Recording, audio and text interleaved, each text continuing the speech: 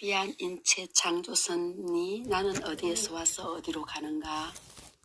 생명의 주인은 누구인가? 생명의 기원은 무엇인가? 이 모든 문제는 예나 지금이나 논쟁의 대상으로 여전히 남아있다. 과연 우리들은 원숭이의 후예들인가? 본서는 우리 인체의 신묘막측함을 이미 밝혀진 과학적인 근거들에 입각하여 우리는 결코 아무렇게나 저절로 만들어진 존재가 아님을 나타내고 싶었다. 사람의 눈에도 보이지 않는 조그마한 정자와 난자가 만나서 형성된 수정란이 자라면서 눈도 되고 코도 되는 것이 과연 우연이란 말인가? 그러나 결코 원숭이가 아닌 사람이 되는 것은 사람 되게 하는 모든 정보가 이미 입력되어 있기 때문이며, 정보란 그냥 주어지는 게 아니라 반드시 주는 자가 있어야 함은 상식이다. 오늘은 141페이지 100조분의 1와트의 빛도 식별하는 눈. 인체의 모든 부분이 하나같이 신비롭스럽지만 생명의 우연 발생스를 고집하는 진화론자들마저 항시 고개를 갸우뚱거리게 하는 부분 중에 하나가 바로 눈이다. 창조주의 걸작품 중의 걸작품인 눈의 세계를 살펴봄으로써 또 한 번 그분의 놀라운 솜씨를 조금이나마 드러내고 싶다. 인체는 바깥 세계를 느끼고 수용하기 위해 고도로 조율된 장치를 갖추고 있다. 눈도 코도 귀도 없는 머리를 생각할 수 없듯이 눈, 귀, 코, 입, 피부 등을 통해 바깥 세계에서 벌어지는 갖가지 사건들에 관한 정보들과 접할 수 없다면 그야말로 지옥 같은 삶이요 공포의 대상이 되고도 남을 것이다. 보고 듣고 맛을 보고 냄새를 맡고 만져볼 수 있는 소위 오감은 단순한 것처럼 보이지만 인간에게 풍요로운 즐거움을 안겨줄 뿐 아니라 환경을 지배케 하여 각양각색의 사물로부터 이익을 취하도록 한다. 특히 다채로운 바깥 세계를 볼 수 있게 하는 눈은 도대체 어떻게 생겨난 것일까? 고도로 정밀하고 복잡한 신비 중의 신비인 우리의 눈은 과연 저절로 생겨난 것일까? 흔히 우리의 눈을 사진기에 곧잘 비유하지만 눈이 갖는 그 다양한 기능과 목적에 따라올 수가 없다. 눈은 한마디로 밖에서 들어온 강선을 모아 그 후벽에 상을 맺게 하는 장치라고 말할 수 있다. 외부로부터의 빛은 먼저 눈의 바깥 부부인 둥근 모양의 경관 투명막인 각막으로 들어온다. 각막은 카메라의 볼록 렌즈와 같은 역할을 하여 빛을 한 곳에 모이도록 굴절시키는 작용을 한다. 각막 뒤는 카메라의 조리개처럼 눈으로 들어오는 빛의 양을 조절하는 근육이 잘 발달된 홍채가 있으며 눈에 영양을 공급하는 혈관이 많이 모여 있다. 홍채의 중앙에 있는 작고 둥근 구멍이 바로 동공이며 이것을 통해 빛은 수정체로 들어간다. 이 수정체는 모양근이라는 것에 의해 그 모양을 바꿀 수 있게끔 되어 있어 빛을 망막 위에 똑바로 모이게 한다. 모양체근은 지문의 소용돌이 무늬처럼 섬유가 모여 만들어졌으며 보라색으로 채색되어 있고 고무상의 투명 피막에 사여져 있기 때문에 매우 탄력적이다. 수정체의 안쪽은 유리체 막으로 채워져 있는데 이것은 투명한 젤리상의 물질로 마치 공기가 풍선을 부풀려 둥근 모양을 유지하듯 안구의 모양을 보존케 하는 역할을 한다. 놀라운 설계 첨단과학도 흉내 못내 우표만한 크기 속에 간상세포 1억 3천만 개, 각막, 홍채, 수정체를 통해 들어온 빛은 망막에 집중되고 여기에서 수용된 빛 에너지가 시신경을 통하여 대뇌에 전달됨으로써 시각을 일으키게 되는 것이다. 그래서 눈의 일은 사실상 이웃 망막에서 끝나는 셈이다. 한마디로 망막은 카메라에 장착된 필름이나 영사 스크린에 해당된다 하겠으나 사실상 비교가 안 될 정도로 정교하다. 그러면 이 망막이 어떻게 빛을 수용하도록 설계되어 있는지 살펴보도록 하자. 망막에는 가는 막대 모양의 간상세포와 둥근 시계추 모양의 추상세포가 있다. 간상세포는 6.25 제곱센티미터 정도의 우표만한 면적 속에 약 1억 3천만 개가 있으며 흑백의 상만 기록하나 이들 세포는 극히 예민해서 1와트의 100조 분의 1이라는 약한 빛까지 식별할 수 있는 초감도의 흑백 필름이라고 할 수 있다. 반면에 주상세포는 100만 개 정도로 수에 있어서 훨씬 적지만 밝은 곳에서 물건을 자세히 볼 때 사용된다.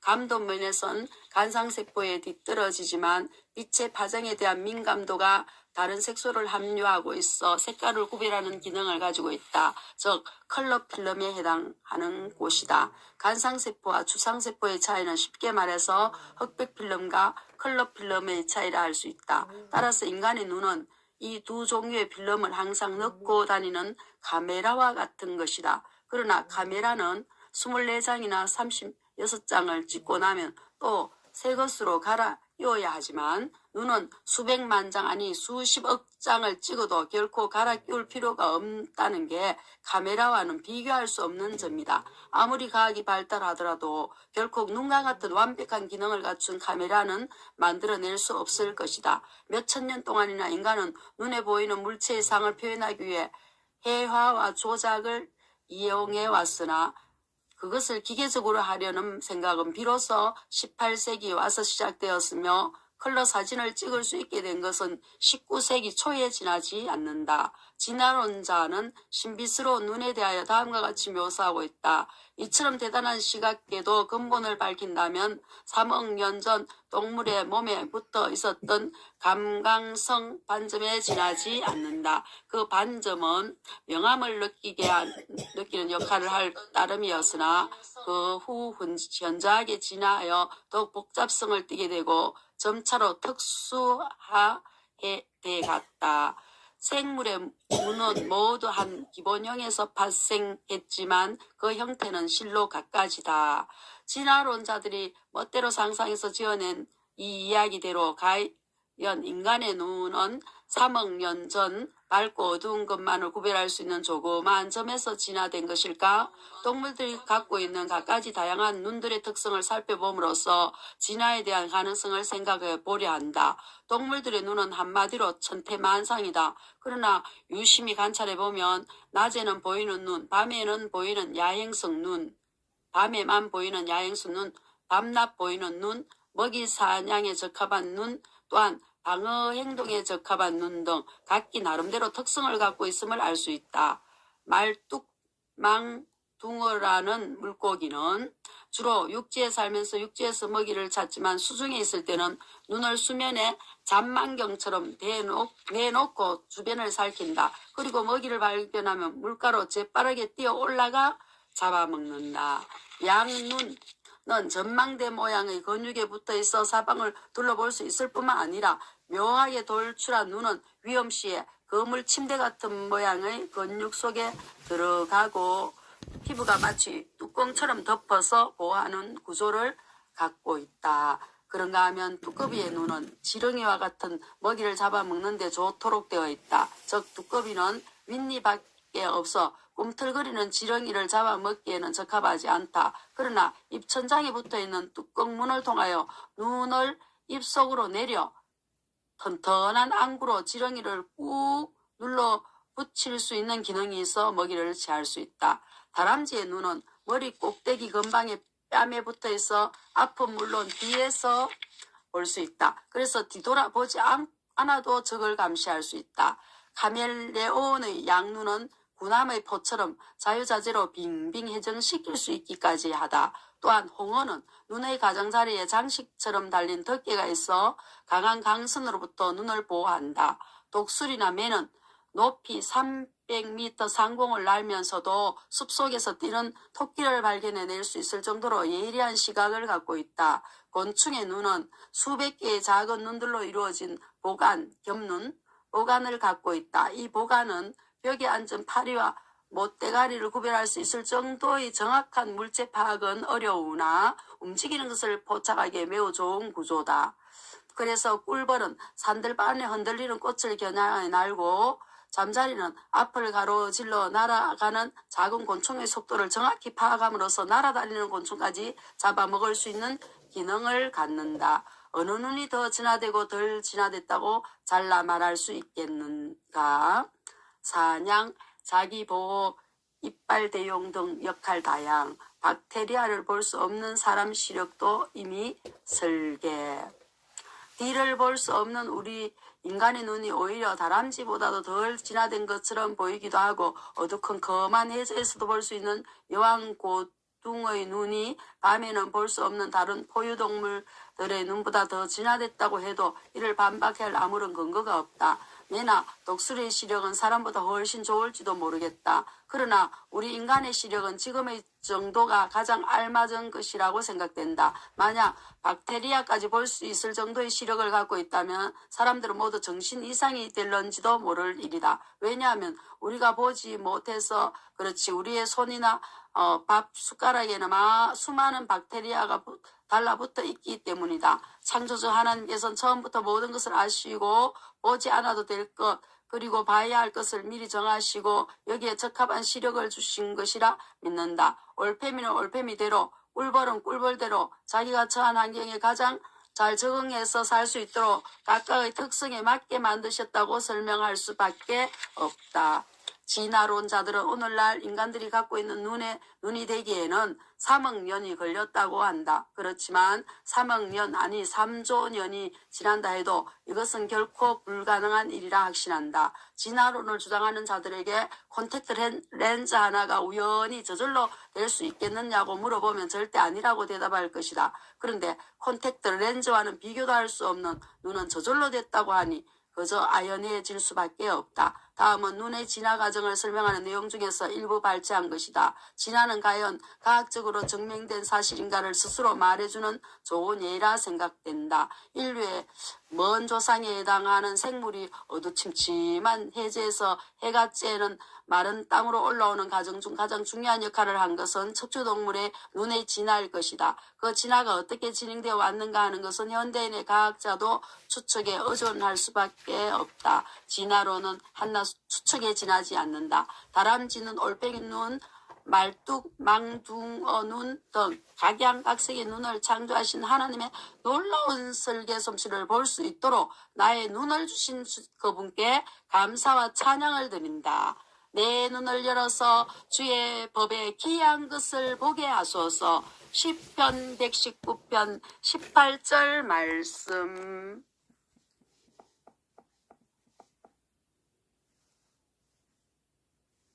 151페이지 첨단 각도 두 손 등 16, 3제곱센티미터의 미학 기 듣는 귀와 보는 눈은 다 여호와의 지으신 것이니라. 잠언 20장 12절 귀의 기능과 기원을 말해주는 성경의 너무나 명쾌한 말씀이다. 그러나 귀가 하는 일에 대해서는 어느 누구도 이의를 제기하지 않는데 누가 귀를 만들었는가에 관해선 말이 많다. 그래서 귀의 기능, 즉 듣는 일을 과학적으로 살펴봄으로써 귀는 여호와 하나님께서 지으신 것이라는 해답을 찾아보고자 한다. 신체의 모든 기관 중에서 귀는 16, 3제곱센티미터 정도의 용적밖에 안 되는 작은 공간임에도 불구하고 매우 큰 일을 하고 있다. 아무리 과학이 발달한다 하더라도 귀의 성능을 갖춘 작은 기계는 결코 만들 수 없을 것이다. 그러면 귀는 어떤 구조를 갖추었기에 첨단 과학도 모방하기 힘든 엄청난 일을 할 수 있을까? 귀라고 하면 바깥으로 나와 있는 귀밖기만을 연상하기 쉬우나 귀의 신비는 사실 그 안쪽에 있다. 귀는 크게 외이, 중이 그리고 내이로 나뉘는데 외이는 귓바퀴에서 외이도를 거쳐 소리의 압력을 감지하는 막, 즉 고막까지를 말하고 그 안중의 중이는 세 개의 조그마한 뼈로 이루어진 청소골이 있는 고시를 말하며 더 안쪽에 있는 내이는 매우 복잡하여 미로라고도 한다. 내이는 액으로 채워져 있는데 여기에는 소리를 신경 충동으로 바꾸는 나선형의 달팽이관, 와우각, 달팽이관과 평형 감각을 지배하는 방규관 등이 차지하는 가장 복잡한 조직이 있다. 좀 더 구체적으로 각 기관의 역할을 살펴보자. 소리를 듣는다는 것은 물, 공기 등과 같은 어떤 매질 속에서 물체가 급속히 앞뒤로 움직여 그것을 에워싼 매질에 파동을 일으킬 때 일어나는 소리가 귀를 통해 뇌에 전해져서 인식되는 원인과 결과의 혼합이다. 청각의 과정은 음파가 웨이도를 통해 고막을 울림으로써 시작된다. 즉 낮은 가락이면 천천히, 높은 가락이면 신속히 진동하지만 고막의 움직임은 극히 미비하다. 그러나 추골, 침골, 등골로 이루어진 청소골이 지릿대와 피스톤의 원리에 의해 정폭됨으로써 속삭이는 작은 소리까지 들을 수 있게 된다. 청소골의 구조를 천천히 살펴보면 면밀한 설계에 의하지 않고는 도저히 만들어질 수 없는 것임을 어느 누구도 시인하지 않을 수 없을 것이다. 굳이 어려운 역학적인 이론을 덜먹이지 않는다 하더라도 가운데가 뚫린 열쇠고리 모양의 등골을 보면 알 수 있다. 등골을 보면 알 수 있다. 어찌 저렇게 정교한 모양이 저절로 생겨서 저 깊숙한 곳에 고정될 수 있었겠는가. 청소골의 전달 장치가 넓은 범위에 걸쳐 소리의 강도를 정폭하지만 아주 약한 소리에도 반응할 만큼의 유연성이 없는 탓에 미약한 소리는 청각을 자극하지 못한다. 만약 반응 범위가 지나치게 크다면 인간은 자기의 숨소리며 심장의 박동소리, 심지어 근육의 수축이나 뼈의 움직임 같은 소리에조차 시달림을 받게 될 것이다. 이와 같이 청각의 범위가 제한되어 있다는 것은 그냥 우연이 된 것이 아니라 처음부터 그렇게 설계되었기 때문이다.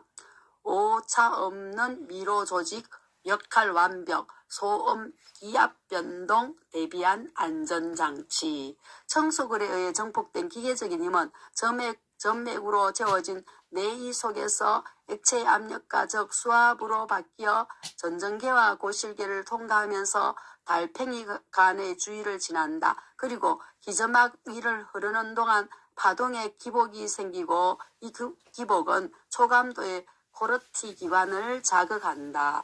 이 코르티 기관은 청각 조직을 형성하고 있는 복잡한 구성 기관 중에서도 가장 복잡하고 민감하게 발달한 부분으로 두 가지의 중요한 기능을 수행한다. 즉 기계 에너지를 전기 에너지로 바꾸는 일과 소리의 신호에서 진동수, 강도 및 음색을 뇌에 발신하는 일이다. 이 기관은 젤라틴 모양의 물질로 길이가 3.8cm밖에 되지 않지만 1,500개의 부분으로 구성되어 있으며 우리 인체 속에서 가장 견고한 척두굴 속에 파묻혀 잘 보호되어 있다. 큰 소리나 기압의 급격한 변화 등으로부터 보호할 수 있는 안전장치는 중이 내에 설계되어 있다. 큰 소리는 추골과 등골에 연결되어 있는 두 개의 근육을 작동시켜 추골을 긴장시킴으로써 진동의 충격을 제한하고 등골을 끌어당겨 뇌의 전정창으로부터 떼어놓음으로써 전달을 차단하도록 되어 있다. 또 하나의 안전장치는 고막 내의 공기 압력을 평균화시키는 유스타키오관이다. 이것은 중위와 구강을 연결시킴으로써 압력의 평형장치로 작용을 한다.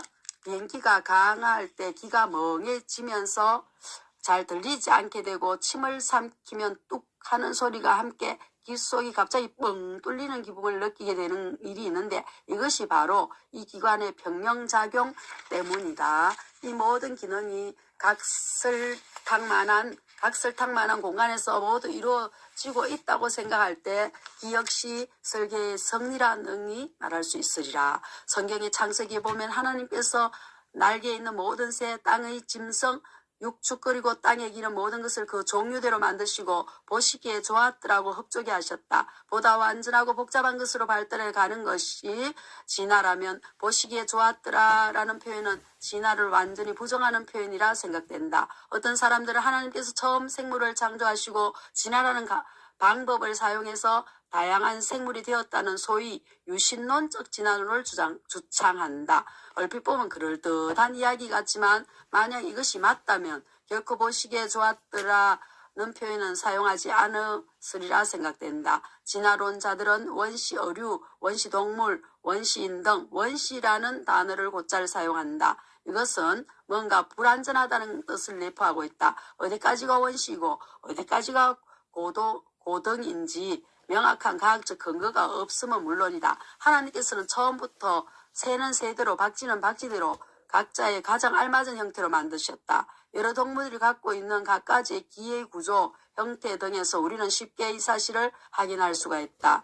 밤에 사막을 돌아다니는 북아프리카산의 페닉 여우는 몸집에 비해 유난히 큰 귀를 갖고 있다. 그런가 하면 머리가 완전히 벗겨진 독수리의 경우 귓구멍이 훤히 보일 정도로 귓바퀴가 없다. 그러면 어느 것이 더 진화된 것일까? 귓바퀴가 있고 없고 또는 크기만 갖고 진화의 정도를 설명할 수 없으면 물론이다.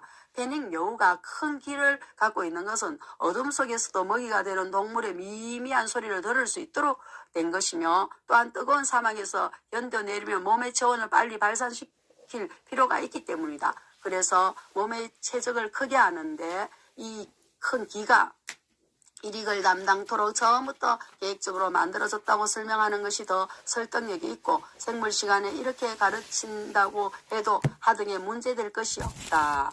5천만 년 전 박쥐에도 첨단 첨가 보시기에 좋았더라 말씀 엄미를. 독수리의 뒷바퀴가 없는 것도 하늘에서 공기의 저항을 조금이라도 적게 받도록 하기 위함이니 얼마나 치밀하고 계획적으로 창조되었는지 알 수 있다. 캄캄한 바다 및 수중전에서 상대방의 잠수함을 찾아내는 것은 매우 중요하다. 그 중요성의 해결책은 이쪽에서 음파를 발생하여 목표물에 부딪혀 돌아오는 방향을 분석함으로써 무엇이 있는가를 파악하게 되었다. 즉 20세기에 들어와서 소리로 보는 장치를 고함함으로써 가능하게 된 것이다. 그러나 놀랍게도 박쥐나 돌고래는 이미 이 기능을 훌륭하게 수행한다는 사실을 과학자들은 뒤늦게 깨달았다. 반사된 광파 대신에 반사된 음파가 그들의 운동을 유도하고 장애물이나 먹이의 소재를 알 수 있게 한다는 것이다. 박쥐가 캄캄한 밤에 나무 사이를 날아다니며 장가지에 부딪히는 실수 없이 곤충을 잡아먹을 수 있다는 것을 18세기 때부터 인식은 했지만 박쥐의 불가사의한 능력의 비밀을 밝혀낸 것은 20세기에 들어와서였다. 특히 박쥐는 소위 소리의 시각이라고 할 수 있는 반향 위치 판단 기능이 독특하게 설계되어 있다. 즉 박쥐는 짧게는 약 1000분의 2초 간격으로 또는 매초 200회 이상 사람의 가청 진동수의 3배에 가까운 초음파를 발생시켜 물체로부터 돌아오는 방향으로서 물체 위치를 판단하는 기관이 있다. 그래서 박쥐는 유난히 귀가 잘 발달되어 있다. 인간이 만든 최초의 반향 위치 판단 장치는 박쥐처럼 1mm 이하의 전선이나 모기와 같은 작은 물체를 발견하기 위함이 아니라 배와 같은 큰 물체를 탐지하기 위한 것이었다고 할 때 새삼 과학의 한계를 느끼게 된다. 진화론자들은 박쥐가 두더지나 고슴도치와 같은 식충동물이나 날지 못하는 포유류에서 진화됐다고 추측한다. 그렇다면 이것을 증명할 수 있는 전이 형태의 하석이 발견되어야 함은 당연하다. 그러나 가장 오래됐다는 5천만 년 전의 박쥐의 하석과 현재의 박쥐는 전혀 다를 바가 없다. 5천만 년 동안 박쥐의 모양이 조금도 달라지지 않았다는 사실은 무엇을 의미하는 것일까? 오늘날 인간이 갖고 있는 귀가 되기까지는 약 4억 5천만 년이 걸렸을 것이라고 주장하는 어느 진화론자가 반향 위치 판단의 명수인 박쥐와 돌고래를 두고 그들의 우수한 청각장치와 비교하면 인간의 청각 조직은 말할 것도 없고 오늘날 최첨단 의료 장비로 각광을 받는 초음파 영상장치조차도 유치해 보인다고 묘사했다. 인간의 청각력이 박쥐나 돌고래보다 못하다는 의미다. 그렇다면 인간은 박쥐나 돌고래로 진화한다는 말인가? 진화는 결코 일어날 수 없다는 사실을 스스로 자인하는 고백이라 생각된다. 박쥐는 박쥐에 알맞은, 사람은 사람의 가장 적합한 길을 처음부터 완벽하게 만드시고 보시며 없다고 말씀하신 하나님의 감상을 기의 오묘함을 통해서도 충분히 이해하고도 남는다. 너희들은 들을지어다 귀를 기울일지어다 교만하지 말지어다 여호와께서 이같이 말씀하시느냐. 예레미야 13장 15절 말씀.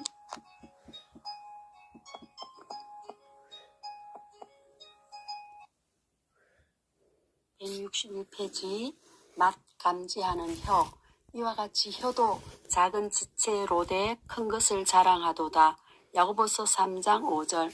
혀도 하나님께서 창조하신 우리 몸의 한 부분이며 성경에서 몸의 지체 중 혀만큼 많이 언급된 부분도 없다. 하나님께서는 과연 왜 혀를 만드셨을까? 혀의 기능은 크게 두 가지로 나눌 수 있다. 첫째는 말하는 기능이요. 둘째는 맛을 볼 수 있는 기능일 것이다. 어떤 말을 하는가에 따라 성경에선 혀의 종류를 구별하고 있다. 즉 어로운 혀, 참소하는 혀, 속이는 혀, 날카로운 혀, 둔한 혀, 지혜로운 혀 등으로 묘사하면서 혀의 올바른 사용을 강조하고 있다. 물론 말하는 기능이 더 중요하겠지만 여기에선 혀가 어떻게 다양한 맛을 구별하는지에 관해 살펴보고자 한다.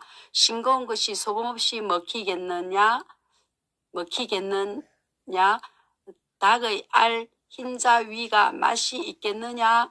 욥기 6장 6절 9절은 소금이 짜다는 것을 말해준다. 위에도 성경엔 선맛, 싱거운 맛, 단맛 그리고 기름 섞인 과자 맛, 민수기 11장 8절 등이 있지만 식품학에선 단맛, 신맛, 짠맛, 쓴맛의 네 가지를 기본 맛으로 분류하고 있다. 식품학에 있어서 많은 맛의 식품의 가치를 정하여 주는데 식품학에 있어서 맛은 식품의 가치를 정하여 주는데 매우 중요한 역할을 담당하고 있음에도 불구하고 감각 중에서 아직 가장 해명되어 있지 못한 분야가 바로 맛에 관한 미각이다.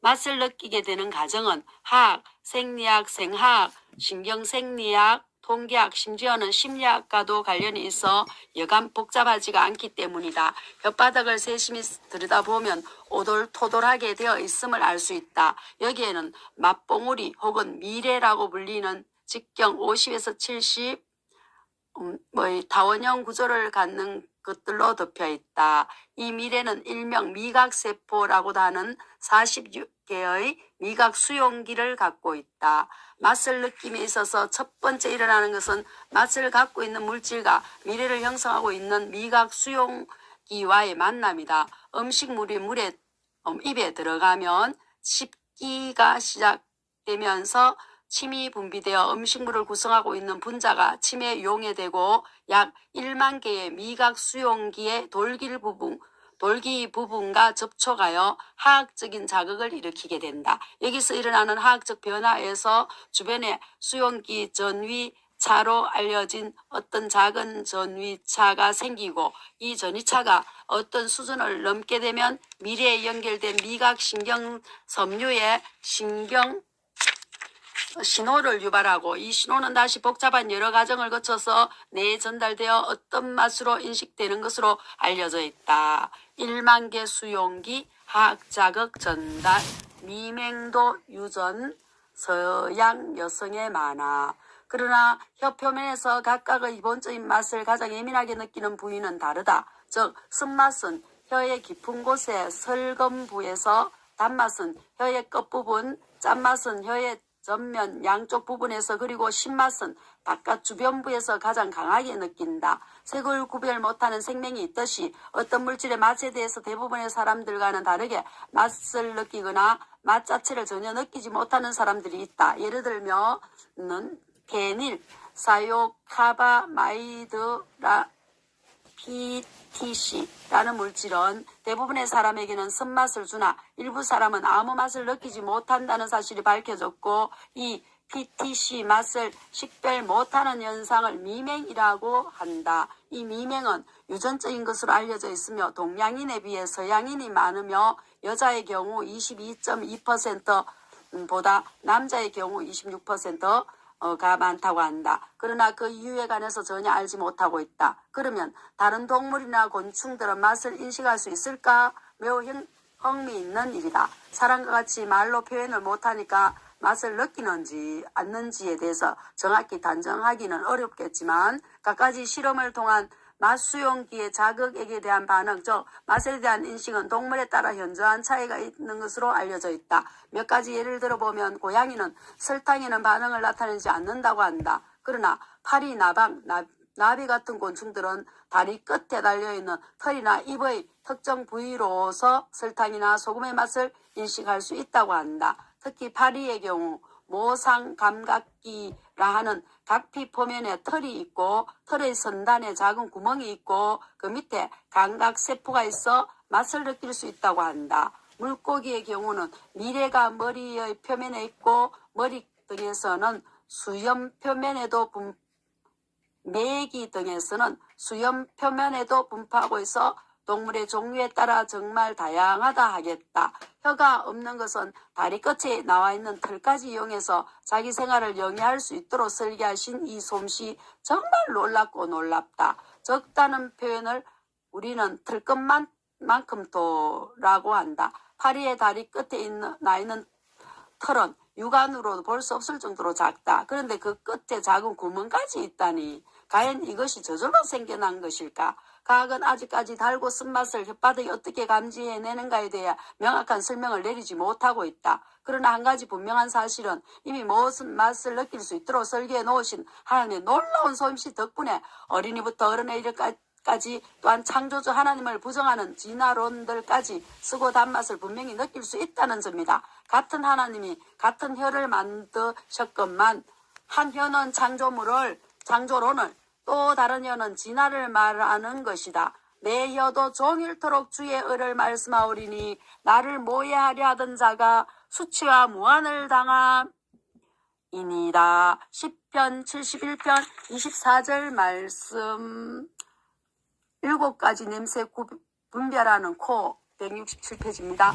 어릴 때 주위 사람들이 벌렁코니 돼지코니 하고 놀릴 때면 약이 올라 어쩔 줄 몰라 했던 기억이 난다. 그래서 결혼을 하고 첫 딸을 낳았을 때 딸의 코가 내 코를 닮지 않기를 은근히 바랬는데 유난히 내 코를 쏙 빼닮아서 얼마나 실망을 했는지. 그러나 코가 작다고 해서 숨 쉬는데 불편하고 장미꽃 향기를 맡는데 어려움이 있는 것은 결코 아니다. 오똑한 콧날을 가진 사람이든 덜 찬 코를 가진 사람이든 코의 기능을 수행하는 데는 하등의 차이가 없다. 해부학적으로는 앞면에 돌출한 부분을 외비라 하는데 이 외비의 현상은 동물의 종류에 따라 다양할 뿐 아니라 인종차나 개인차가 현저하다. 결국 코가 높고 낮으면 하나님이 그 큰 의미를 부여하시진 않았던 것 같다. 중요한 것은 외비보다 코의 내부 즉 비강의 구조가 제 기능을 수행할 수 있도록 동일하게 만드셨다는 점이다. 코는 인체에 필요한 산소를 공급하는 1차 관문이며 불필요한 탄산가스를 몸 밖으로 내보내는 출구로서 호흡기의 일부분이다. 또 냄새를 맡는 후각 기능, 발성할 때 소리를 울리게 하는 공명기 등의 역할도 맡고 있는 중요한 지체이지만 다른 감각기관 구조에 비해 대체로 간단하게 되어 있다. 그러나 그렇게 간단한 것만은 아니며 나름대로의 의미가 분명히 있다. 코의 1차적인 기능은 공기가 기도로 들어가는 관문이라는 점이다. 그래서 공기를 정화시켜 깨끗한 공기를 허파로 보낼 수 있도록 여가 장치가 되어 있다. 코털이 코 밖으로 빠져나오면 지저분해 보여 칼이나 가위로 잘라내면서 불필요한 것을 왜 만드셨을까라고 불평하는 사람들도 있겠지만 만약 코털이 없을 경우 어떤 현상이 생길까? 여름날 날파리와 모기가 날아다니는 시골에서 잠을 자기는 심히 어렵다. 코털이 없을 경우 코 속으로 벌레가 들어오면 밤새 재채기를 하거나 자칫 잘못하면 기도가 막힐 위험마저 있다. 그러나 미세한 먼지 같은 것은 코털만으로 걸러내기가 어렵기 때문에 대비책이 마련돼 있다. 코 내부에는 코 점막이 있어서 여기서 분비되는 분비액 하루 1000cc 정도 분비액이 코털을 빠져 들어오는 공기 중에 먼지, 티끌, 미생물 등을 잡아 가래로 배출시키나 식도와 위를 거쳐 배설하게 된다. 코딱지, 비분. 코딱지는 코점막에서 분비되는 점액이나 흡입된 먼지 및 떨어져 나온 점막 상피세포 등이 혼합되어 건조된 것이며 재채기는 코 속에 들어온 이물을 체외로 배출시킴으로써 호흡기를 보호하려는 일종의 신체 방어작용으로 코 점막이 자극을 받을 때 일어나는 생리현상이다. 이뿐만이 아니라 아니다. 공기가 불과 8cm 정도밖에 안 되는 코 속을 통과하는 동안 더운 공기는 식히고 찬 공기는 덮여서 적당한 온도로 만들어 기관지로 보내는 기능까지 있다고 하니 열바라 오묘한 설계인가. 코털이 코에 있는 것은 결코 우연이 아님을 알 수 있다. 털이 이마에 나서는 아무런 의미가 없을 것이다. 어디 이뿐인가. 콧구멍은 왜 코에 있을까?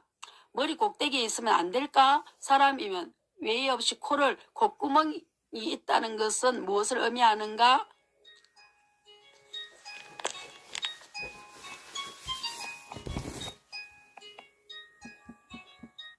161페이지 맛 감지하는 혀. 이와 같이 혀도 작은 지체로 돼 큰 것을 자랑하도다. 야고보서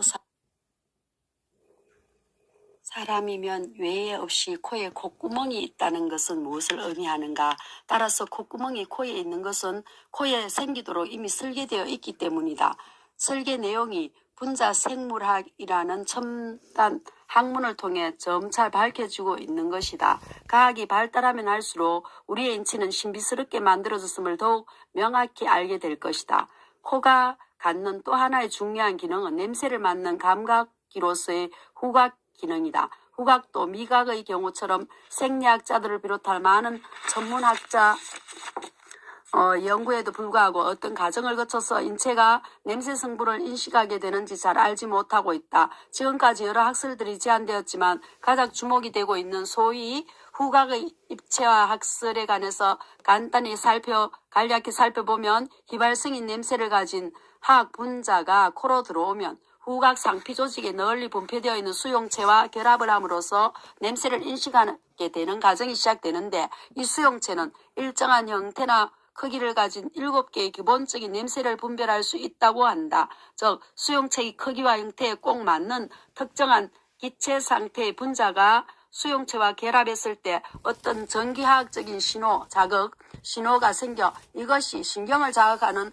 신호로서 수용체 세포들의 말단과 연결된 후각신경 섬유를 통해서 뇌로 전달됨으로써 냄새를 인식하게 된다고 설명하고 있다. 그러나 색깔에 있어서 삼원색, 맛에 있어서 4가지 기본 맛이 있듯이 기본적인 냄새가 존재하는지에 대해서는 확실하지 않다. 위에서 말한 7가지 냄새란 장내 냄새, 사향 냄새, 에텔 냄새, 매운 냄새, 썩은 냄새, 꽃향기, 박하향을 지칭하지만 사람에 따라 차이가 있다. 공기를 정화시키는 기능, 냄새를 맡을 수 있는 기능 등도 중요하겠지만 바로 이 코를 통해서 하나님께서 자기의 생기를 불어넣으셨다는 사실을 우리는 간과해서는 안 될 것이다. 여호와 하나님이 흙으로 사람을 지으시고 그 생기를 그 코에 불어넣으시니 사람이 생명이 된지라. 창세기 2장 7절 173페이지 몸속 기관 보호하는 피부.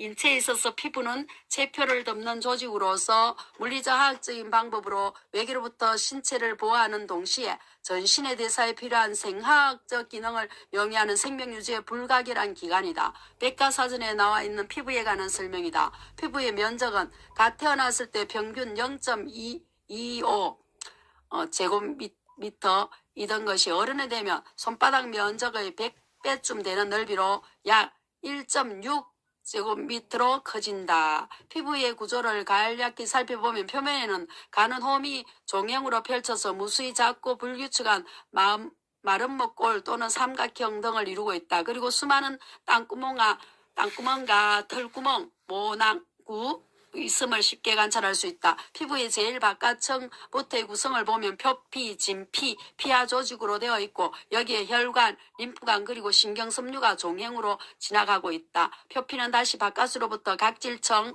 투명층과 가립층으로 이루어져 있으며 각질층은 끊임없이 새로운 세포와 교체되어 때로 벗겨져 나간다. 이 각질층은 약 27일마다 한 번씩 새로운 것으로 교체되기 때문에 때밀이를 자주 하는 것은 새로운 각질층이 제대로 자리를 잡기 전에 새 것을 강요하게 돼 피부를 약화시키는 요인이 된다. 따라서 40대 이후는 2주일에 한 번 정도의 목욕을, 샤워는 3, 4일에 1회가 좋다고 의사들은 권한다. 진피는 표피의 건강을 유지하는 역할을 맡고 있으며 주 성분은 교원 섬유로 되어 있고 거물코 모양의 모세혈관이 가득 차 있어 다쳤을 때 피가 나는 것도 이 진피 내에 모세혈관이 상처를 입었기 때문이다. 피부의 생리적 기능은 매우 다양하다. 우선 체내의 모든 기관은 외계로부터 오는 외력, 온도의 변화, 화학적 동물의 침해, 빛의 조사, 미생물의 침입을 방지하는 대외 보호 작용은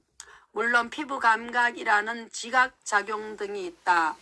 즉 따뜻한 온각, 차가움, 냉각, 아픔, 통각, 그리고 딱딱하고 부드러움, 촉각 등을 느낄 수 있는 기능을 말한다. 이 피부 감각은 피부 표면에 점상으로 표현되어 있는 수용기, 감각점이라고도 함, 수용기들에 의해 일어나는데 그 수는 1세제곱센티미터당 초점은 2.5, 온점은 0에서 3, 냉점은 6에서 23, 통점은 100에서 200으로 부위에 따라 차이가 있다. 온도 감각의 수용기에는 체온보다 약간 높은 온도에 흥분하는 온각 수용기와 낮은 온도에 흥분하는 냉각 수용기의 두 종류에 있어 따뜻함과 차가움을 느낄 수 있고, 인체의 유해한 자극에 대해 방어할 목적으로 느끼는 통각은 거의 모든 부위에서 일어나며 피부에 상처나 염증이 있으면 그 주인은 손상부를 외계의 변화로부터 보호하기 위한 반응으로 방어,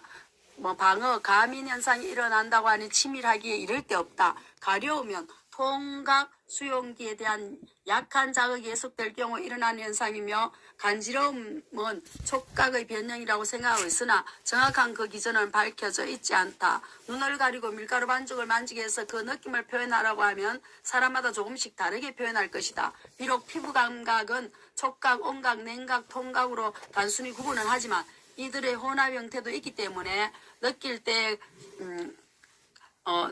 때까지의 과정은 실로 복잡하고 아직 모르는 게 너무 많다. 열 발산, 뱃설, 호흡 등 치밀한 설계, 병 발생된 즉각 반응, 내장의 거울.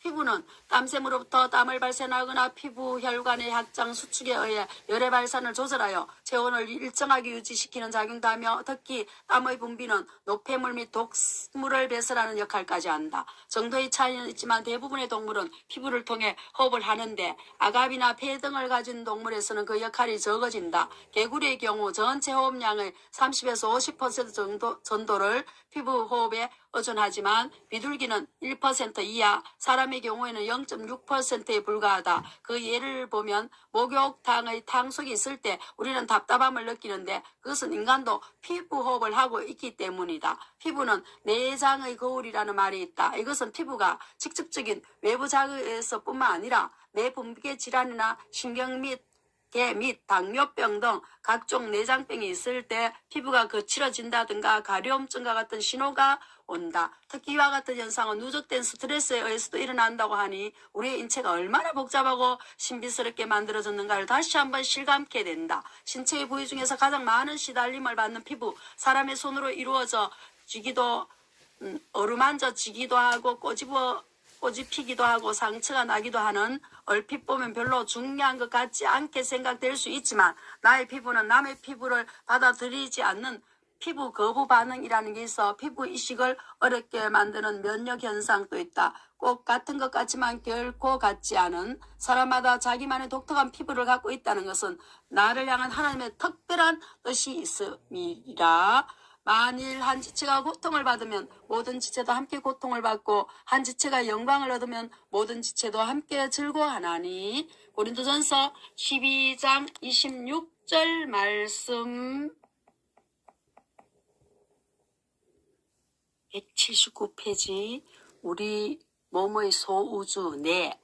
우리의 신체 중에서 가장 복잡한 부분은 어디일까? 아주 간단하게 보이는 머리카락 하나도 속을 들여다보면 상상을 초월할 정도로 복잡하다. 신체의 어느 한 곳 복잡하지 않은 부분이 있겠는가마는 그야말로 미스테리오 베일의 사이에는 신비라고 밖에 표현할 수 없는 부분이 바로 두뇌가 아닐까 생각된다. 그래서 혹자는 각 최후의 프론티어라고까지 말할 정도다. 사실 우주 자체가 경이로움으로 가득 차 있다고 할 수 있겠지만 우리의 작은 머릿속에 들어있는 뇌도 결코 뒤지지 않는다. 뇌란 무엇인가? 한마디로 말하기는 어렵다. 그것은 연구자의 관심에 따라 다양하게 표현되고 있기 때문이다. 해부학자들은 공동성을 갖는 끼끼리 복잡하게 나열되고 세분화된 세포들의 집합체라고 하며 생물학자들은 정보 처리 과정에 대해 믿을 수 없을 정도의 능력을 발휘하는 생화학적 체제, 또한 생리학자들은 주변 환경에 대해 독특한 방식으로 상호작용하는 전기화학적 기제라고 말하고 있다. 그러나 이렇게 어려운 전문 용어를 사용치 않더라도 뇌는 인간의 행동, 사고, 감정, 기억 등을 통제하는 기관 중에 하나라고 하면 쉽게 이해가 가리라 생각한다. 사람의 경우 머릿속에 들어있는 뇌의 무게는 성인 남자가 약 1.4kg, 여자가 약 1.25kg으로서 남자가 더 무겁다. 그리고 키와는 거의 비례하지만 지능이나 성격에는 직접적인 관계가 없다. 무게는 전체 몸무게의 2% 정도밖에 되지 않는 버섯 모양의 회백색 조직이지만 몸에서 필요로 하는 산소량의 20% 이상을 사용하며 또한 전체 혈액량의 20%가량을 요구하는 중요한 기관이다. 500억 개의 신경세포 미스터리, 철저한 역할 분담으로 종합사고 통제. 뇌를 구성하고 있는 대부분의 세포는 뉴런이라는 신경세포 500억 개 정도가 서로 복잡하게 연결되어 있을 뿐만 아니라 어떤 신경세포는 그 하나에 약 6만 개의 다른 신경세포가 연결되어 있는 경우도 있다. 이와 같이 뇌는 복잡하게 얽혀있는 신경세포의 집합체로서 우리 몸에서 일어나는 모든 신체 및 정신작용을 총괄적으로 지휘하고 통제하는 중요한 역할을 수행하는 곳인 만큼 어느 기관보다 잘 보호되어 있다. 두부장수가 두부를 지고 다닐 때 물에 띄워 갖고 다니는 것은 충격을 완화시키기 위함이다. 이와 같이 뇌도 물로 채워져 있으며 그 바깥은 연막, 지주막, 경막 등 세 개의 막이 보하고 또다시 두께 6mm 내외에 단단한 두개골에 쌓여 있다. 여기에 두피와 머리카락까지 포함하면 7겹으로 보호되어 있는 그야말로 요새인 셈이다. 군에 있어서도 지휘 통제부가 마비되면 통제를 잃게 돼 예하 부대는 우왕좌왕하다 무너진다는 것은 상식이다. 마찬가지로 뇌에 조금이라도 손상이 가면 신체의 어느 부위가 기능을 잃게 되거나 때론 치명적일 수도 있다. 뇌의 구조와 그에 따른 다양한 기능에 관해서 살펴보면 뇌는 크게 대뇌, 소뇌, 간뇌, 중뇌, 연수동으로 나누어지며 대뇌는 다시 좌우 방구 나뉜다. 대뇌와 간뇌를 전뇌, 소뇌와 연수동을 후뇌로 구분하기도 한다. 전뇌의 대부분인 대뇌는 그 피부가 1350cc 정도로 다른 동물에 비해 월등히 큰데 그것은 독특한 기능을 수행하기 때문이다. 개의 경우 대뇌를 완전히 없애도 걸어다닐 수 있으며 비둘기도 날아다닐 수 있다고 한다. 그러나 사람의 경우 대뇌 피지를 없애면 식물인간이 되거나 백치가 된다. 대뇌를 좌우 방구로 나눌 때 왼쪽 방구는 오른쪽 절반을, 오른쪽 방구는 왼쪽 절반을 지배한다. 좌방구는 논리적 사고와 수학적 추리력, 언어활동 기능 등 주로 과학적인 능력과 관련이 있으며 우방구는 이와는 반대로 공간적, 직각적, 창조적 예술성에 관여하는 것으로 알려져 있다. 간뇌는 시상과 시상합으로 되어 있는데 후각을 제한 모든 감각은 전부 이곳을 통해서 정보를 전달한다. 특히 시상하부는 뇌 전체 부피의 약 300분의 1밖에 되지 않는 작은 부분이다. 그래서 오랫동안 진화론자에 의해 작다는 단순한 한 가지 이유 때문에 없어져가는 흔적 기관으로 여겨져 인정을 받지 못한 곳이다. 그러나 그 기능은 주로 각종 평형 상태를 유지시켜주고 있을 뿐만 아니라 배고픔, 목마름, 만족감, 성욕, 분노심 같은 감정을 통제하기도 하고 뇌와 수치를 자극하는 호르몬도 분비하는 신경 내분비계의 중추적 기관이라 할 수 있다. 소뇌는 뇌 전체 용량의 10% 정도를 차지하며 주로 몸의 자세나 운동을 반사적으로 조절하는 역할을 담당한다. 동물 중에서 소뇌가 특히 잘 발달한 것은 조류인데 이것은 운동과 방향, 균형에 있어서 소뇌의 역할을 감안할 때 지극히 합당하게 설계되어 있음을 알 수 있다. 왜냐하면 새들은 공간 속에 매우 빠르고도 안정하게 날아 움직여야만 하기 때문이다. 연수는 뇌로 이어지는 척추 끝이 단순히 부어오른 듯한 모습을 하고 있는데 비록 크기는 작지만 심장박동이나 호흡 운동을 비롯하여 재채기, 하품, 기침 등을 맡은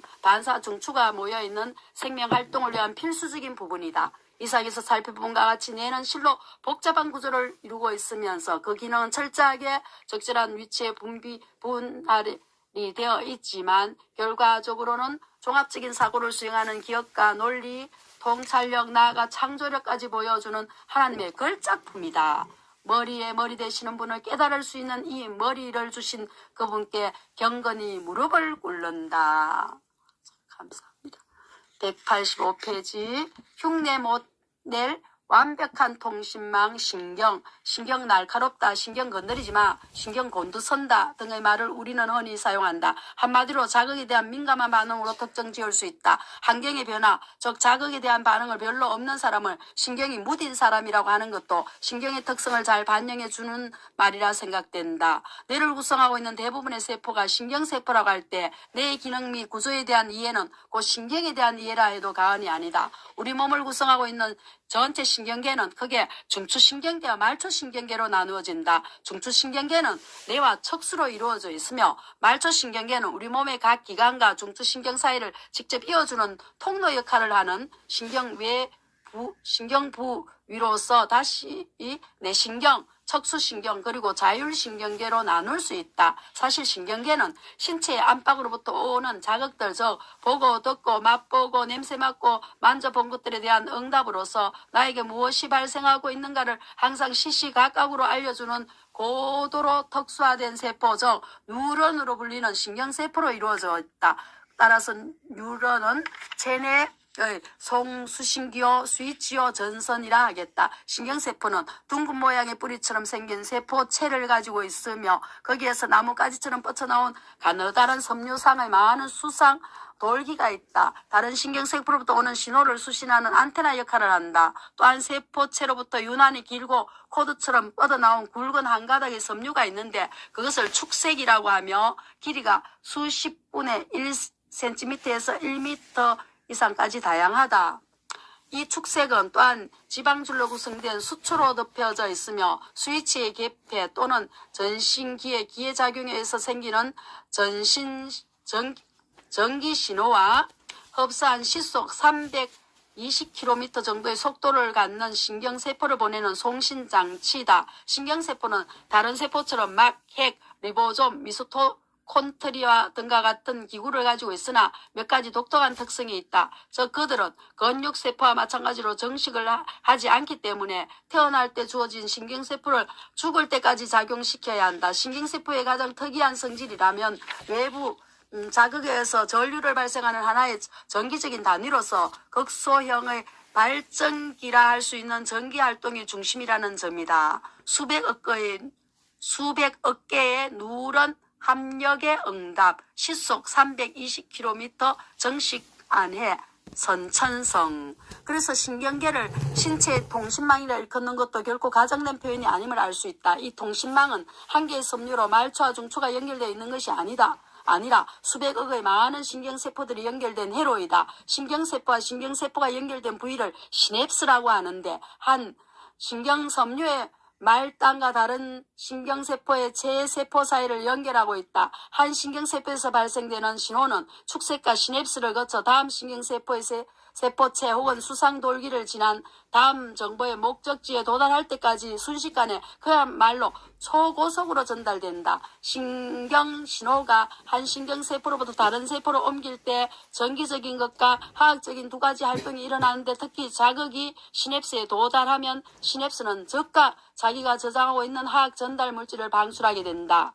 화학 전달 물질에는 많은 종류가 있으며 아세틸콜린, 노르에피네프린 등은 잘 알려진 전달 물질이다. 시냅스에서 방출된 화학 전달 물질은 다른 쪽 세포의 막 부위에 이것들을 인식하고 그것에 반응하도록 만들어진 특정한 수용체 분자와 결합함으로써 받은 정보를 전달케 된다. 마치 열쇠로 자물통을 열듯이 이 반응은 정확하고 정교하게 이루어진다. 흥분해야 하느냐 참느냐 하는가에 긴박한 상황에 놓인 신경세포의 결정은 흥분성 신호와 억제성 신호의 투표에 의한 결과라고 할 수 있는데 지금 이 글을 쓰고 있는 순간에도 수백억을 헤아리는 나의 신경세포는 1초에도 수천 번의 투표를 실시하고 있다고 생각하니 인체의 놀라움을 새삼 실감하게 된다. 신경조직은 그야말로 복잡성 그 자체 자체라고 말할 수 있는 컴퓨터의 회로와는 비교도 안 되는 복잡한 회로가 일사불란하게 상호협력해서 창출해내는 결과의 과정을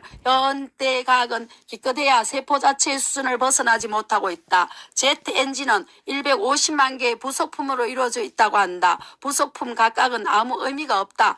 모여야만이 엔진이라는 기능을 수행할 수가 있듯이 신경계도 마찬가지다. 그러나 엔진과 신경계에는 엄청난 차이가 있다. 엔진의 경우 부속품 하나하나의 역할뿐만 아니라 그것들이 어떻게 엔진의 기능을 이루어내는가에 대해 알 수 있지만 신경계에 있어서는 아직 재계에 있어서 조차 자세히 알지 못한다. 엔진의 설계는 인간이 했기 때문에 당연히 알 수 있는 것이고 신경계는 우리가 만든 것도 아니고 더더욱이나 저절로 된 것이 아니기 때문에 모르는 것 투성이다. 창조가 진실이다 라고 입으로 고백하는 것이 신경세포들의 결정에 의한 것이라고 할 때 어떠한 자극이 있더라도 변함없이 창조가 진리라고 시인할 수 있는 자가 되기를 바란다. 하나님이여 나의 부르짖음을 들으시며 내 기도에 유의하소서. 시편 61편 1절 말씀.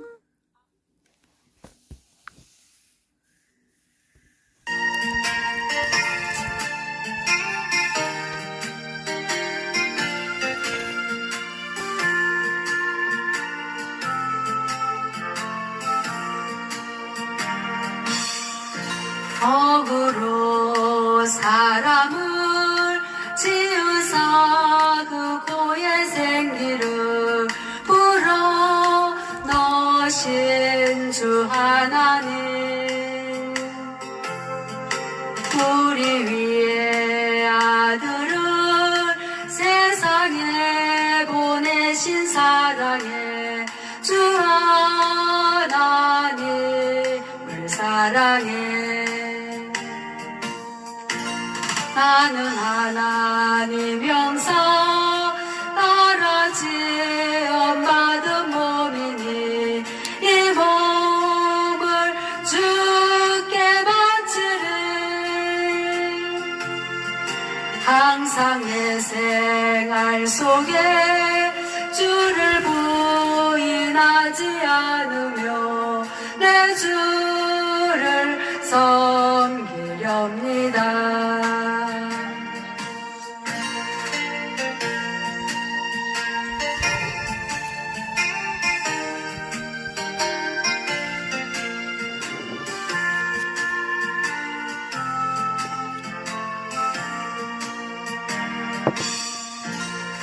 덕으로 사람을 지어서 그 고의 생기를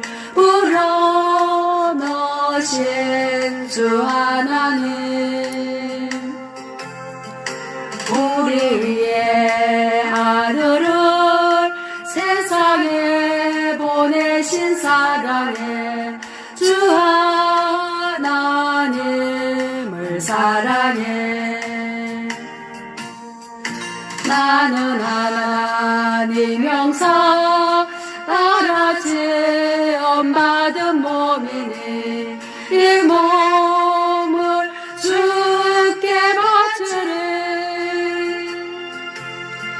항상 내 생활 속에 주를 부인하지 않으며 내 주를 섬기렵니다.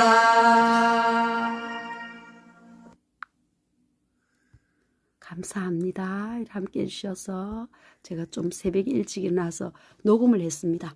녹음을 해야지 좀 빨리 진행될 것 같아서 녹음을 했고 이제 생방송으로 하도록 하겠습니다. 감사합니다. 이제 191페이지입니다. 하루 10만 번 생명 펌프 심장. 최근 우리나라 의학계는 사망의 정의에 대한 논란을 벌이고 있다. 문제의 초점은 심장은 뛰고 있지만 뇌 기능이 완전히 마비된 상태, 즉 뇌 살을 사망으로 인정하느냐의 여부다. 결국 심장이 멈춘 상태는 논란의 여지 없이 죽음 그 자체를 의미한다고 보는 것이다. 몸의 각 기관은 상호의 존적이긴 하지만 이렇게 볼 때 심장이야말로 신체의 가장 중요한 부분이라 아니할 수 없다. 우리 몸을 구성하고 있는 수조개의 세포 하나하나는 짐을 싣고 내리는 작업을 쉬지 않고 계속하고 있다. 즉 섭취된 영양분과 산소를 받아들이고 노폐물을 버리는 작업이다. 몸이 필요로 하는 물질을 몸의 구석구석까지 실어 나르는 운수 조직이 필수적인데 이 수송망은 전장 16만 킬로미터나 되는 동맥, 정맥 및 모세혈관 등이고 수송의 역할은 혈액이며 혈액의 흐름을 관할하는 곳이 심장이다. 즉 심장 펌프 작용의 힘으로 혈액은 몸이 필요로 하는 화물을 싣고 심장을 빠져나가 전신을 누비며 돌아다니다 다시 심장으로 돌아왔다가 또 내보내진다. 심장의 이 펌프 작용은 성인의 경우 하루에 4.7리터의 혈액을 1천회 이상 순환시킬 정도로 매우 확실하고 힘차다. 살아있는 동안 혈액의 끝없는 순환은 지칠 줄 모르는 가공할 만한 심장의 박동에 맡겨져 있다. 이 힘은 하루에 신체를 1,600m나 들어올리는 일에 해당한다고 한다. 겨우 주먹만한 크기의 이 심장에 버금가는 기계는 아마 없을 것이다. 심장은 행경막의 상면에 얹혀 있으며 정준선보다 약간 왼쪽으로 치우쳐서 흉곽 안에 자리 잡고 있다. 무게는 성인의 경우 약 300g, 길이는 12에서 15cm, 폭은 약 9cm로 수축했을 때 자기의 주먹만한 크기밖에 되지 않는다. 심장의 내부는 4개의 방으로 나누어 있는데 먼저 방실 중격에 의해 좌우로 나누고 좌우의 방은 방실판에 의해 상하로 나뉜다. 위에 있는 두 방을 각각 자심방, 우심방이라 하고 아래에 있는 두 방을 자심실, 우심실이라 부른다. 특히 방과 실을 구분하는 방실판은 심방에서 심실로 흐르는 혈액을 역류하는 것을 막아주는 역할을 하는 간인데 자방실판은 두 장의 주름으로 이루어져 있고 이천판 또는 성모판이라고도 한다. 또한 우방실판은 세 장의 주름으로 되어 있어 삼첩판이라고 부른다. 흔히 듣는 심장병의 하나인 심장판막증은 이것들이 폐쇄되거나 협소해서 심장이 제 기능을 하지 못하게 되는 병이라 하겠다. 폐에서 신선한 산소로 채워진 혈액은 먼저 자심방으로 흘러 들어가서 채워지고 자심방이 수축하여 아래에 자심실로 밀어낸다. 이어서 자심실이 수축하면 속의 혈액이 조여지는데 이때 이 압력에 의해 방실판이 자동으로 닫히고 대동맥으로 통하는 다른 하나의 밸브가 열려서 힘차게 흘러드는 것이다. 그리하여 몸의 각 조직을 흘러들어 각 조직이 필요로 하는 각종 물질과 산소를 공급하게 되는데 만약 이때 닫히고 열리는 밸브가 잘못되면 혈액의 흐름이 한쪽으로만 흘러 다리 부분의 혈관을 팽착시키는 소위 정맥류를 일으키게 된다. 이 밸브 장치가 오랜 세월에 걸쳐서 우연히 저절로 생겨난 것이라면 혈액이 역류되기도 하고 정맥류 정도 생기는 등 소위 갖가지 시행착오를 겪어야 하는데 과연 이런 시행착오가 있어도 생명유지가 가능한지가 문제다. 즉 시행착오라는 경험을 통해 오류를 시정하기 전에 생명을 잃어버리고 말 것이다. 배터리 한 개로 1, 2년 움직이는 시계가 계속 돌아가다 보면 나중에 배터리가 없어도 움직일 수 있다고 믿는 것보다 확률적으로 더 희박한 것이다. 심장의 수축과 확장의 반복을 박동이라 하는데 안정시 분당 60에서 70회로 하루 평균 약 10만 번, 평생 70세 기준 26억 번으로 시간당 에너지 생산량은 약 6,000kg나 된다. 70년 동안의 힘을 계산하면 30리터짜리 바위 덩어리를 에베레스트 산 정상으로 들어 올릴 수 있는 힘과 같다. 정말 엄청난 힘이다. 주먹을 쥐었다 폈다 하는 운동을 1분간 60에서 70회 반복하기조차 힘든 일인데 이 운동을 죽을 때까지 쉼없이 반복하기 위해선 심장을 구성하고 있는 근육도 다른 근육과는 다른 특성을 가져야 하면 물론이다. 신체를 구성하고 있는 근육의 수만 해도 600여 가지가 되고 근육마다 독특한 특성을 갖고 있지만 이들은 크게 두 가지로 나눌 수 있다. 저 의지대로 움직일 수 있는 수의근과 의지와 상관없이 움직일 수 있는 불수의근이다. 심장은 후자에 속한다. 만약 심장의 수의근이라 하면 내 자의대로 멈출 수가 있다는 뜻인데 이렇게 되면 어떤 현상이 일어날까? 굳이 설명을 하지 않더라도 짐작이 갈 것이다. 심근이 갖는 또 하나의 특성은 골격근과는 달리 스스로 흥분하는 능력을 갖는 즉 자발적으로 율동성 수축을 일으킬 수 있다는 점이다. 심장 박동의 규칙성도 바로 심장만이 갖고 있는 이 턱수건의 역할과 심장을 둘러싸고 있는 적도둘레의 2바퀴 반에 해당하는 전장 약 96,000km나 되는 혈관에 의한 에너지 공급 때문이라 할 수 있다. 인간이 고안해서 만들어낸 어느 펌프보다도 그 성능이 우수한 심장, 지루하다는 불평 한마디 없이 쉼없이 오로지 맡겨진 자기 사명을 성실히 수행할 수 있도록 설계하신 하나님의 솜씨에 다시 한번 찬양을 드린다. 누구든지 주의 이름을 부르는 자는 구원을 얻으리라. 로마서 10장 13절 말씀. 참, 너무 심요막측, 정말 너무 심요막측하네요. 찬양 또 하나 하고, 찬양을 하나 하고요. 하나 하고, 움직이지 않고.